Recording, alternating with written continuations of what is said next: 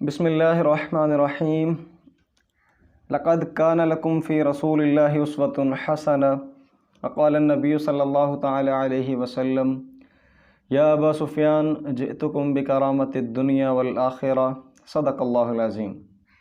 میرے نہایت قابل احترام معزز محترم سامعین، آج کا دن بڑا بابرکت دن ہے کہ آج کے دن نبی صلی اللہ علیہ وسلم کی پیدائش بھی ہوئی بعض روایات کے مطابق، اور آپ صلی اللہ علیہ وسلم کا وصال بھی 12 ربیع الاول کو ہی ہوا۔ پیدائش کے بارے میں اختلاف ہے یا روایات مختلف ہیں۔ بعض لکھتے ہیں، بعض روایات میں 7 ربیع الاول کا یا 9 کا ذکر بھی ہے، 11 کا ذکر بھی ہے اور 12 کا بھی ہے، لیکن وصال جو ہے وہ آج ہی کے دن ہے، یعنی 12 ربیع الاول کے دن ہی وصال آپ صلی اللہ علیہ وسلم کا ہوا۔ آج کے دن ہمارے لیے تجدید عہد کا دن ہے۔ ہم آج کے دن اس وعدے کو دوبارہ سے اس کو دہرائیں، اس کے الفاظ پر غور کریں کہ جو ہم نے عہد الست کیا تھا اللہ کے سامنے، اس کا دوبارہ سے اقرار کریں کہ اپنی پوری زندگی کو رسول اللہ صلی اللہ علیہ وسلم کے سنہری اعمال سے سجائیں، آپ کی سنتوں کو اپنی زندگیوں کا حصہ بنائیں، آپ صلی اللہ علیہ وسلم کی زندگی کا مطالعہ کریں، اپنے معاشرتی معاملات میں آپ صلی اللہ علیہ وسلم کی زندگی کو داخل کریں، اپنے گھریلو معاملات کو حل کرتے ہوئے رسول اللہ کے اعمال کو اپنائیں۔ آپ صلی اللہ علیہ وسلم صرف مسجد کی زندگی نہیں لے کر آئے، بلکہ آپ ایک بہترین تاجر بھی تھے، آپ ایک بہترین شوہر بھی تھے، آپ ایک بہترین باپ بھی تھے، آپ ایک بہترین معلم بھی تھے، آپ ایک بہترین مفسر بھی تھے، آپ ایک بہترین نبی کے طور پر بھی قوم کے ساتھ محبت کرنے والے تھے۔ رسول اللہ زندگی کے ہر پہلو میں ہمیں مکمل رہنمائی فراہم کرتے ہیں۔ میں نے وہی آیت پڑھی، لقد کان لکم فی رسول اللہ اسوۃ حسنہ، کہ اللہ رب العزت قرآن مجید میں فرماتے ہیں کہ البتہ تحقیق ہم نے رسول اللہ کی زندگی کو تمام جہانوں کے لیے یا سب لوگوں کے لیے کامل اور مکمل نمونہ بنا کے بھیجا۔ اسوۃ حسنہ، زندگی گزارنے کا خوبصورت طریقہ۔ رسول اللہ کی پیدائش کے ساتھ اللہ نے اس کائنات کو چمکا کے رکھ دیا۔ آپ صلی اللہ علیہ وسلم پیدا ہوئے 12 ربیع الاول کو ہی، اگر ہم تصور میں مانیں کہ جی 12 ربیع الاول کا دن ہی آپ صلی اللہ علیہ وسلم کی پیدائش کا ہے، تو 12 ربیع الاول 22 اپریل پیر کی صبح 571 عیسوی یکم جیٹھ کو صبح صادق کے ساتھ اللہ رب العزت نے آپ صلی اللہ علیہ وسلم کو اس کائنات میں بھیجا۔ ایک طرف صبح کا سورج نکل رہا ہے دنیا کے اندھیروں کو دور کرنے کے لیے، اور دوسری طرف نبوت کا سورج چمکنے کو تیار ہے دل کے اندھیروں کو دور کرنے کے لیے۔ رسول اللہ جب پیدا ہوئے تو عام بچوں کی طرح نہیں، بلکہ اس کائنات میں بڑی تبدیلیاں رونما ہوئیں۔ آپ تشریف لائے، آپ کی دایا بتاتی ہیں شفا بنت عمر، اور ایک روایت میں شفا بنت اسد نام ملتا ہے۔ یہ حضرت عبد الرحمن بن عوف رضی اللہ تعالی عنہ کی والدہ ماجدہ ہیں، جو بعد میں 10 مبشرہ میں ان کے بیٹے شمار ہوئے۔ یہ بتاتی ہیں کہ میں نے ان سے پہلے اس جیسا بچہ نہیں دیکھا کہ جب آپ تشریف لائے تو بالکل آپ دھلے ہوئے، پاک صاف، آپ کا ناف کٹا ہوا، آپ کا ختنہ کیا ہوا، کمرے میں خوشبوئیں پھیلیں۔ جب آپ تشریف لائے تو میں نے ایک ایسا بچہ دیکھا جس سے پہلے آج تک کسی نے نہیں دیکھا ہوگا۔ آپ کو تشریف لائے بھی 15 منٹ گزرے، آپ نے ایک دم کروٹ لی، اپنے آپ کو بدلا اور پورے کا پورا سجدہ کیا۔ آپ پورا سجدے میں گئے۔ شفا بنت عمر اس بات کو روایت کرتی ہیں، حضرت آمنہ کی آنکھیں بھی دیکھتی رہ گئیں کہ یہ بچہ کیا کر رہا ہے، کہ 15 منٹ ابھی سے آئے ہوئے ہیں تو انہوں نے پورا سجدہ کیا، اور یہ اس بات کی نشانی تھی کہ آپ امت کو پیغام دینا چاہتے تھے کہ میں سجدے لے کر آیا ہوں، میں نمازیں لے کر آیا ہوں۔ پھر اس کے بعد کیا ہوا جی؟ آپ نے ایک لمبا سجدہ کیا۔ سجدے کے بعد آپ نے بائیں پہلو پر سہارا لیا، بائیں طرف آپ پورا اپنے وزن ڈالا، اور دائیں انگلی کو آپ نے یوں آسمان کی طرف اٹھایا۔ حضرت اماں آمنہ بیان فرماتی ہیں کہ آپ کے اس انگلی کا اٹھانا تھا کہ پوری کائنات مجھے یوں لگا کہ جیسے میرے سامنے روشن ہو گئی۔ شام کے، حیرہ کے، کیسر و کسریٰ کے محلات میری آنکھوں کے سامنے چمکنے لگے۔ پھر کیا ہوا کہ میرے سامنے چھت پھٹی اور کمرے میں کچھ دھند داخل ہوئی، ایسے لگا جیسے دھواں سا ہو گیا ہو، اور رسول اللہ کچھ دیر کے لیے میری آنکھوں کے سامنے سے اوجھل ہو گئے، اور ایک دم سے مجھے آواز آئی، طوفوا به مشارق الارض و مغاربها، کہ اس بچے کو مشرق سے لے کر مغرب تک پھیرا دو اور یہ اعلان کر دو یعرف باسمہ و نعتہ و صورتہ، کہ اس کائنات میں اگر کسی کو کامیابی چاہیے تو اس بچے کے دامن میں آنا پڑے گا، اس کی پیروی کرنی پڑے گی۔ یہ آخری نبی صلی اللہ علیہ وسلم کی پیدائش کے ساتھ اللہ نے معجزات کو جوڑا۔ پھر آواز آئی انہیں آدم علیہ السلام کے اخلاق دو، انہیں شیس علیہ السلام کی معرفت دو، انہیں نوح علیہ السلام کی شجاعت دو، انہیں ابراہیم علیہ السلام کی دوستی دو، انہیں اسماعیل علیہ السلام کی قربانی دو، انہیں صالح علیہ السلام کی فصاحت دو، انہیں اسحاق کی رضا دو، انہیں یوسف کا حسن و جمال، یوشع کا جہاد دو، انہیں دانیال کی محبت دو، انہیں الیاس کا وقار دو، انہیں ایوب کا صابر دل دو، انہیں موسیٰ علیہ السلام کا زہد و تقوی اور اطاعت دو، اور 1,24,000 انبیاء کو جو ملا وہ اس ایک بچے کے اندر اتار دو۔ میں قربان جاؤں معزز سامعین، جو بچہ اس کائنات میں آنے کے 15 سے 20 منٹ بعد 1,24,000 نبیوں کی صفات کو اپنے اندر سمو لے، ہم جیسوں کی زبان اس ہستی کو کیسے بیان کر سکتی ہے؟ آپ صلی اللہ علیہ وسلم کی کائنات میں آنے سے اللہ نے عجیب و غریب تبدیلیاں رونما فرمائیں۔ ایک طرف ایران 3164 سال دنیا پر اپنے راج کے جھنڈے گاڑ چکا ہے، 1000 سال سے ایران کے آتش کدہ میں آگ جل رہی ہے، لیکن رسول اللہ پیدا ہوئے ایک دم سے وہ آگ بجھی۔ دنیا کے جتنے بت تھے وہ سارے کے سارے اوندے منہ گرے۔ نوشیروان نے اپنا محل بنوایا، اس میں اس نے 14 بڑے بڑے برج بنوائے، وہ سارے کے سارے برج ایک دم سے دھماکے کے ساتھ ٹوٹ کے نیچے گرے۔ یہ کائنات کو پتہ چل رہا ہے کہ کوئی توحید پرست آیا ہے، کوئی اللہ کو ماننے والا آیا ہے، کوئی اللہ کے نام کا پرچار کرنے کے لیے اس کائنات میں آ چکا ہے۔ یہ کائنات جس کے لیے اللہ نے سجائی وہ تشریف لا چکے ہیں۔ نوشیروان نے فوری طور پہ اس دور کے عالم کو بلایا اور انہیں کہا کہ یہ 2 واقعات پیش آئے ہیں کہ میرے محل کے برج گرے، یہ اپنے آپ نہیں گر سکتے۔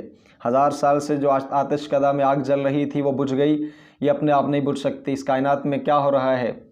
اس عالم نے جواب دیا کہ میرا علم کم ہے، میرے ایک ماموں ہیں، عبد المسیح نام اس نے بتایا۔ عبد المسیح نام کا یہ عالم تھا، اس نے اپنے ماموں کا نام سطیح بتایا، اور جو کہ شام سے تعلق رکھنے والے تھے۔ اس نے کہا کہ آپ مجھے ان کو لانے کا حکم دیں، ان کو یہ پتہ ہوگا، وہ مجھ سے بڑے عالم ہیں۔ تو ان کو ایران سے شام بھیجا گیا۔ یہ شام پہنچے تو سطیح مرض الموت کے قریب تھا، اور اس کو اللہ نے علم ایسا نوازا تھا کہ اس نے دیکھتے ہی کہا کہ تمہیں نوشیروان نے بھیجا ہے کہ وہاں آتش کدہ میں آگ کیوں بجھی اور اس کے محل کے کنگرے کیوں گرے؟ تو انہوں نے کہا بالکل۔ تو وہ کہنے لگا کہ عرب میں ایک نبی آ چکا ہے کہ اس نبی کی آمد سے کائنات میں یہ تبدیلیاں آنی ہی تھیں۔ وہ نبی ایسا نبی ہے کہ جس کی سلطنت کے جھنڈے یہ شام اور کیسر و کسرا اور روم اور ایران تک بھی پہنچیں گے۔ جس سلطنت کا مالک نوشیروان بن کے بیٹھا ہے، یہ سلطنت اسی نبی کے قدموں تلے آئے گی۔ رسول اللہ کی پیدائش کے ساتھ اللہ نے یہ سارے تغیر و تبدلات کو جوڑا۔ اللہ نے اس کائنات کے نظام کو سارے کو بکھیر کے دکھایا، ہر چیز کو ہلا کے دکھایا۔ ایک سمندر کی مچھلیوں نے دوسرے سمندر کی مچھلیوں کو جا کے مبارکبادیں دیں، پتھروں نے آپ کے کلمے پڑھے، جانوروں نے آپ کے گیت گائے، ہر ایک چیز نے اس بات کا اقرار کیا کہ آپ تشریف لا چکے ہیں۔ ایک یہودی بھاگتا ہوا آیا اور کہنے لگا کہ آج مکہ میں کس کس گھر میں بیٹا پیدا ہوا، تو اسے بتایا گیا۔ کہنے لگا کس کا باپ مرا ہوا، اسے بتایا گیا کہ عبد المطلب کے ہاں پوتا پیدا ہوا، اس کا باپ اس دنیا سے رخصت ہو چکا۔ وہ آیا، اس نے کہا مجھے بچہ دکھایا جائے، اس کو بچہ دکھایا گیا۔ اس نے رسول اللہ صلی اللہ علیہ وسلم کو اپنے ہاتھوں میں لیا، کمر سے کپڑا ہٹایا، مہر نبوت دیکھی اور چیخ ماری اور کہا بنی اسرائیل تم گئے، تم سے نبوت گئی، تمہارا اقتدار گیا، تمہاری نبوت چھین لی گئی، اور کہا قریش والو تمہیں مبارک، عبد المطلب تمہیں مبارک، تمہیں نبوت مل چکی، تمہیں سرداریاں مل چکیں، وہ کائنات جس کے انتظار میں تھی وہ نبی آ چکے۔ یہ تبدیلیاں رسول اللہ کی پیدائش کے ساتھ اللہ نے جوڑیں۔ آپ صلی اللہ علیہ وسلم اس کائنات میں آئے، اللہ نے ہر چیز کے رنگ بدل کے دکھائے۔ جب آپ کی عمر 12 سال ہوئی تو آپ صلی اللہ علیہ وسلم قافلے کے ساتھ جا رہے تھے، اردن کی طرف جا رہے تھے، تو راستے میں ایک مقام آتا ہے زرقا۔ جب آپ زرقا کے مقام پر پہنچے تو ایک پادری نے قافلے کو روکا۔ اس نے آپ صلی اللہ علیہ وسلم کو دیکھا تو وہ پہچان گیا کہ آپ آنے والے نبی ہیں۔ اس نے کہا جی اس قافلے کا سردار کون ہے؟ تو جناب ابو طالب نے ارشاد فرمایا کہ میں ہوں۔ اس نے کہا جی کل آپ کے پورے قافلے کی میری طرف سے دعوت ہے۔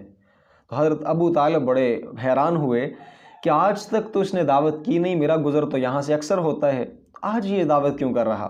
جب دوسرے دن دعوت کے مقام پر پہنچے تو سارے لوگ آ چکے، سب بیٹھ چکے۔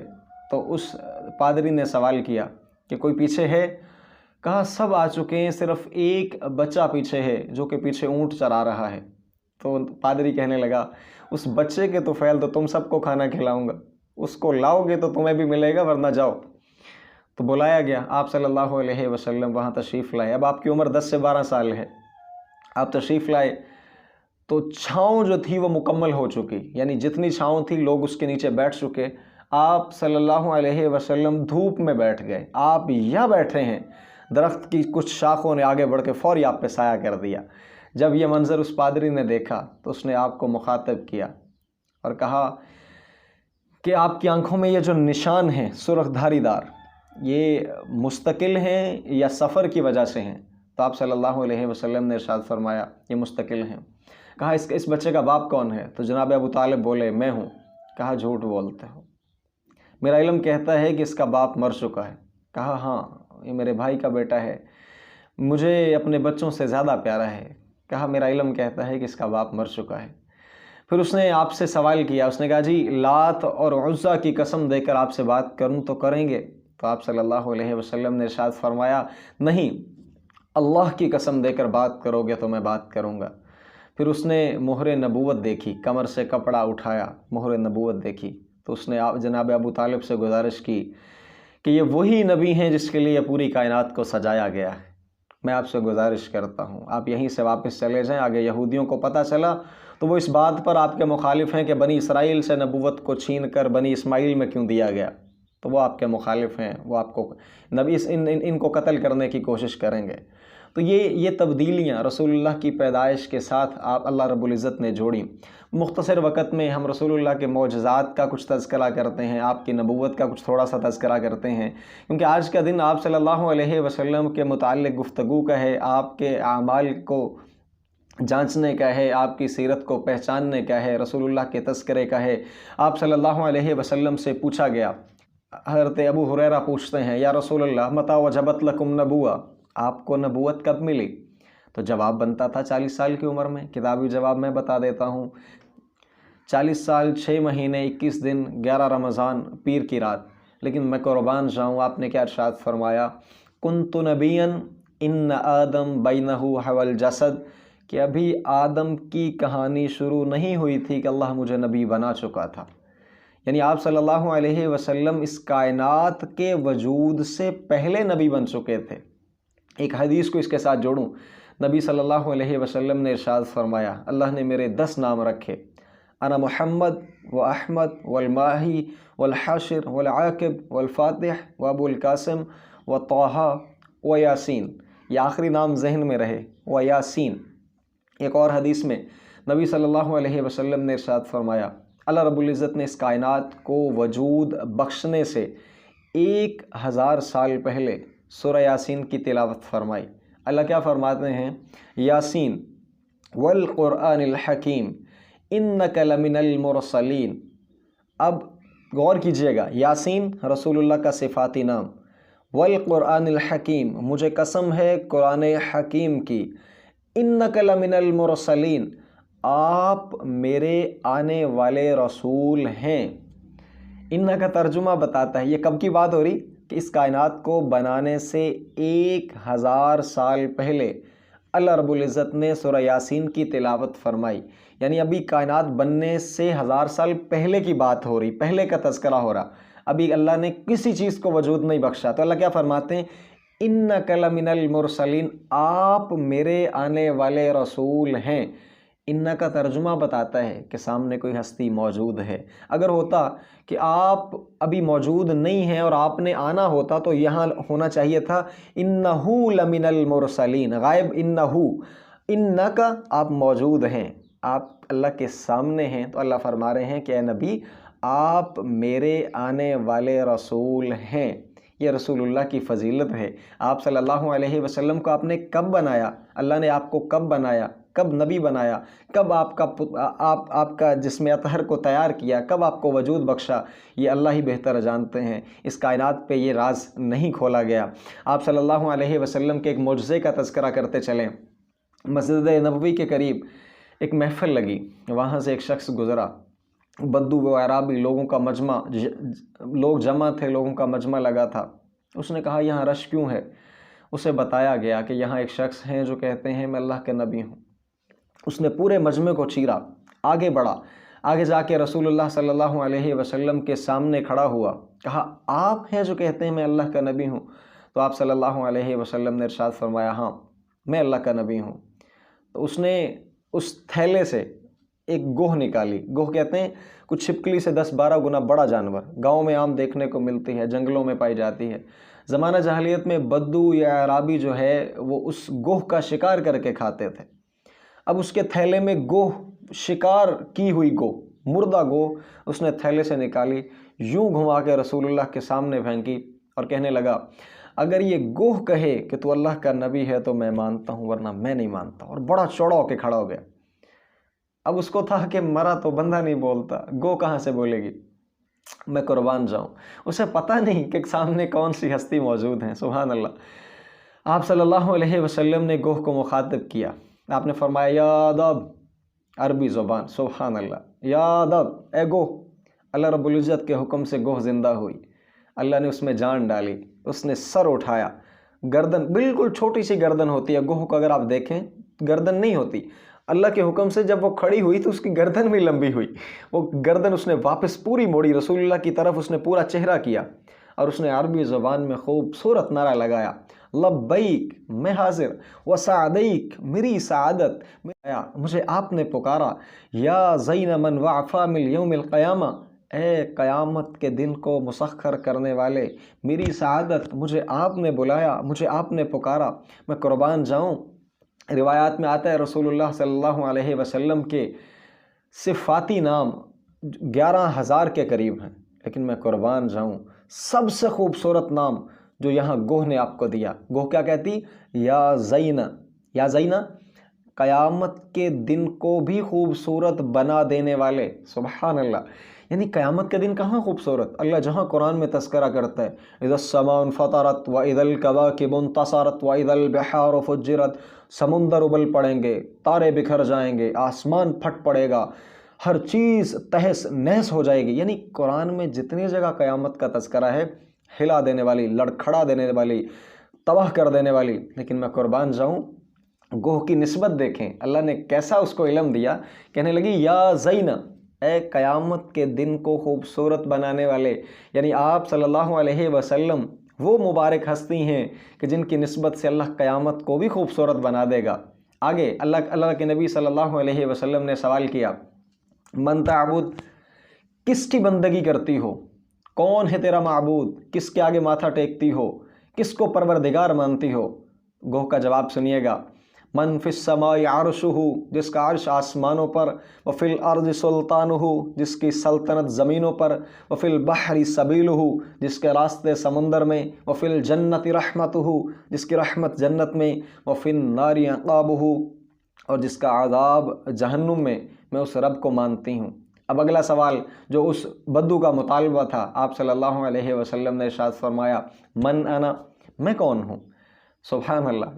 آپ صلی اللہ علیہ وسلم نے پوچھا من انا، میں کون ہوں؟ تو گوہ کا جواب انت رسول رب العالمین، آپ رب العالمین کے رسول ہیں۔ اور یہاں جواب مکمل نہیں ہوا، کہنے لگی وخاتم النبیین، اور آپ آخری نبی ہیں۔ یہ عقیدہ ذہن میں رکھنا چاہیے، باقی تمام نبیوں کے بارے میں ہمیں یہ حکم ملا کہ سب کو مانے کہ وہ اپنے اپنے دور میں سچے نبی تھے، لیکن رسول اللہ کے بارے میں ہمیں حکم ملا کہ ایک تو یہ مانو کہ آپ سچے نبی ہیں، اور دوسرا یہ مانو کہ آپ آخری نبی ہیں۔ گوہ کو پتہ ہے انت رسول رب العالمین، آپ رب العالمین کے رسول ہیں، وخاتم النبیین، اور آپ آخری نبی ہیں۔ اگلا فتویٰ بھی سن لیں، قد افلح من صدقک، جو آپ کی مانے گا وہ کامیاب، وقد خاب من کذبک، اور جو آپ کی نہیں مانے گا وہ ناکام۔ اگر پاکستان میں رہنے والوں نے آپ کی مانی تو اللہ کی قسم یہ کامیاب، اور اگر مکہ اور مدینہ میں رہنے والوں نے آپ کو چھوڑا تو اللہ کی قسم وہ ناکام۔ اگر یورپ میں رہنے والوں نے آپ کی مانی تو وہ کامیاب، اور اگر یہاں پاک سرزمین پہ رہنے والوں نے آپ کو چھوڑا تو اللہ کی قسم یہ ناکام۔ رسول اللہ صلی اللہ علیہ وسلم کے متعلق گوہ کے یہ کمال الفاظ تھے۔ آپ نے بدو سے پوچھا ہاں آپ کیا کہتے ہو؟ کہا جی اب تو آپ کا کلمہ پڑھتا ہوں۔ آپ نے تو کمال کر دیا، گوہ کو بلوا دیا۔ رسول اللہ صلی اللہ علیہ وسلم اس کائنات میں تشریف لائے، آپ کے آنے کا مقصد، آپ کی بعثیت کا مقصد، آپ کی تشریف آوری کا مقصد صرف ایک تھا۔ وہ کیا تھا؟ کہ یہ پوری کی پوری کائنات کے لوگوں کی پوجا سے نکل جائیں، ایک اللہ کی غلامی میں آ جائیں، اور یہ سارے کے سارے لوگ جہنم سے بچ کر جنت میں جانے والے بن جائیں۔ آج ہم نے سوچنا اس بات کو ہے کہ کیا ہمارے دل میں یہ طلب ہے کہ ہم جنت کی راہ تک پہنچ جائیں؟ اس کائنات میں رہتے ہوئے اللہ کی قسم سب سے بڑی کامیابی یہ ہے ہم جنت تک پہنچ جائیں، ہم جنتی بن جائیں، ہم جہنم سے بچ جائیں، ہم جہنم والے اعمال سے بچ جائیں۔ اللہ قرآن میں معیار کیا بتاتے ہیں؟ فَمَنْ زُحْزِحَ عَنِ النَّارِ وَأُدْخِلَ الْجَنَّةَ فَقَدْ فَازَ، کہ جو جہنم کی آگ سے بچا لیا گیا اور جنت میں داخل ہو گیا، یہ ہے اصل کامیاب۔ ہم اس مقصد کو بھول چکے، ہمیں اس مقصد کو یاد کرنا ہے۔ آپ صلی اللہ علیہ وسلم نے ارشاد فرمایا کہ اللہ رب العزت نے پوری کائنات میں سے اربوں کو اکٹھا کیا، پھر اس اربوں میں سے سارے کے سارے اربوں میں سے مضر کا انتخاب کیا، پھر اس سارے کے سارے مضر میں سے اللہ رب العزت نے قریش کا انتخاب کیا، پھر سارے قریش میں سے اللہ رب العزت نے بنو ہاشم کا انتخاب کیا، پھر بنو ہاشم میں سے اللہ رب العزت نے میرا انتخاب کیا۔ اور آپ صلی اللہ علیہ وسلم نے ارشاد فرمایا انا خیرکم ابن و نفسی، میں بہترین ہوں حسب کے لحاظ سے بھی، نسب کے لحاظ سے بھی، آپ کا خاندان سب سے اعلیٰ، آپ کی نسل سب سے اعلیٰ۔ اللہ رب العزت نے جو آپ کو واسطے دیے، آپ صلی اللہ علیہ وسلم جیسا نہ کائنات میں کوئی تھا، نہ آیا، نہ آئے گا۔ یہ ہمارا عقیدہ اور ایمان ہونا چاہیے۔ آپ صلی اللہ علیہ وسلم کے واسطوں کو اللہ رب العزت نے محفوظ بنایا۔ اللہ نے جس طرح قرآن پر مہر لگائی اِنَّا نَحْنُ نَزَّلْنَا الذِّكْرَ وَإِنَّا لَهُ لَحَافِظُونَ، ہم اس قرآن کو اتارنے والے، ہم ہی اس کی حفاظت کریں گے۔ اسی طرح رسول اللہ صلی اللہ علیہ وسلم کی زندگی کے تمام اعمال پر اللہ رب العزت کا حفاظتی پہرا ہے۔ یہ اس بات کی دلیل ہے کہ محمد بن عبداللہ بن عبد المطلب بن ہاشم بن عبد مناف بن قصی بن کلاب بن مرہ بن کعب بن لوی بن غالب بن فہر بن مالک بن نضر بن کنانہ بن خزیمہ بن مدرکہ بن الیاس بن مضر بن نزار بن معد بن عدنان بن اود بن حمیسہ بن سلامان بن عوس بن بوس بن کموال بن ابی بن عوام بن ناشد بن حذا بن بلداس بن یدلاف بن طابخ بن جاحم بن ناحش بن ماہی بن عیفی بن عبکر بن عبید بن ندعاء بن حمدان بن سمبر بن یسربی بن یحزن بن یلحن بن عرعوہ بن عیزی بن ذیشان بن اکناد بن ایہام بن مقصر بن ناحس بن زارع بن سمی بن مزی بن عوض بن عرام بن کیدار بن اسماعیل بن ابراہیم بن آزر بن ناہور بن سروج بن رعو بن فاعش بن ارفخشار بن سام بن نوح بن لامک بن متوشالے بن ادریس بن جرد بن ملحنین بن کینان بن آنوش اور بن آدم علیہ السلام۔ اللہ کی قسم یہ واسطے ہماری شریعت میں موجود نہ ہوتے کوئی فرق نہیں پڑنے والا تھا، ہم سے اس کے بارے میں سوال نہیں کیا جائے گا۔ آج مجھ جیسا بندہ ان کو یاد کر کے اس لیے پھرتا ہے کہ اللہ کا حفاظتی پہرا ہے، اس نے اپنے نبی صلی اللہ علیہ وسلم کے اس مبارک شجرے کو تا قیامت محفوظ رکھنا ہے۔ ہمیں اپنی نسلوں کے نام یاد نہیں، ہمیں اتنا پتہ ہمارا باپ کون، دادا کون، پردادا تک کا نام نہیں آتا، لیکن رسول اللہ پہ قربان جاؤں، آپ کے نام کے 81 واسطے اللہ نے محفوظ کر دیے۔ یہ تو آپ کا مبارک شجرہ ہے، آپ کے تو جانوروں کے نام بھی محفوظ ہیں۔ آپ صلی اللہ علیہ وسلم کو اللہ نے 9 بکریاں دیں، ان کے نام روایات میں ملتے ہیں: اجوا، سکیہ، زمزم، برکہ، ورثہ، اطلال، اطراف، کمراء، غیثاء، اور ایک بکرا تھا جس کا نام تھا یمن۔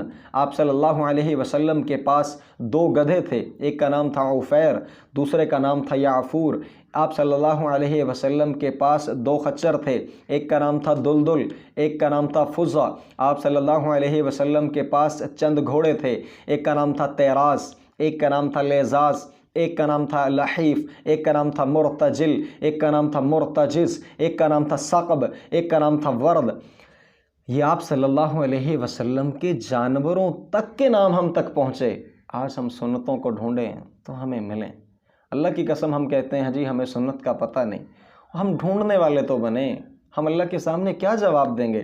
آپ صلی اللہ علیہ وسلم کے جانوروں تک کے نام ہم تک پہنچنا یہ اس بات کی دلیل ہے ہمیں زندگی کے کسی پہلو میں رسول اللہ کی رہنمائی چاہیے تو رسول اللہ کی سیرت موجود ہے۔ میں نے شروع میں آیت آپ کے سامنے پیش کی کہ لَقَدْ كَانَ لَكُمْ فِي رَسُولِ اللَّهِ أُسْوَةٌ حَسَنَةٌ۔ رسول اللہ کی زندگی کو اللہ نے بہترین نمونہ بنایا کہ جن کو اپنا کر ہماری زندگیاں خوبصورت بن جائیں۔ آج ہم کن اندھیروں میں پھر رہے ہیں؟ ہم ان بھٹکے ہوئے راستوں سے واپس آئیں، خدا کا واسطہ ہے ہم واپس آئیں، ہم اللہ کے نبی صلی اللہ علیہ وسلم کی سیرت کو اپنائیں۔ آج کا دن تجدید عہد کا دن ہے، رسول اللہ کی آنکھوں کی ٹھنڈک آپ نے ارشاد فرمایا نماز میں ہے۔